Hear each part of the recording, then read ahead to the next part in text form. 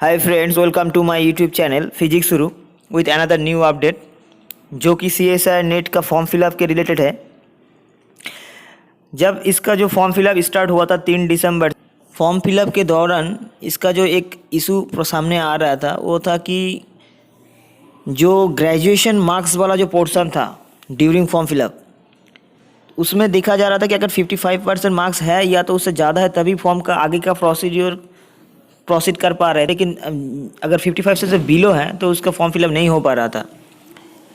तो ये जो प्रॉब्लम्स था ये इसी साल देखा जा रहा था, लेकिन पिछले अगर जितने सालों से एग्ज़ाम चले आ रहा है CSIR नेट का एग्ज़ाम, कभी ये इशू सामने नहीं आ रहा था।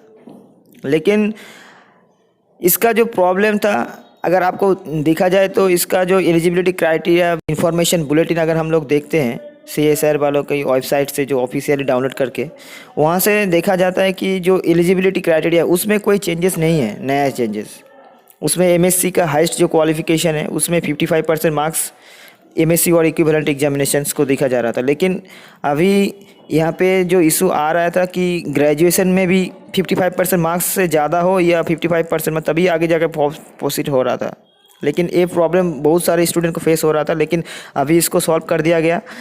क्योंकि ये उन लोगों का ही प्रॉब्लम था, क्योंकि इसका कोडिंग का समस्या था। कोडिंग में कुछ गड़बड़ी के कारण, तकनीकी कारण ये समस्या हो रहा था। लेकिन अभी इसका फिलअप हो रहा है। स्टूडेंट जो हम लोग का एक साथ बहुत सारे स्टूडेंट इसका प्रोटेस्ट यानी ईमेल के थ्रू कर रहा था, जानकारी दे रहा था NTA को, उसके साथ साथ CSIR वालों को भी।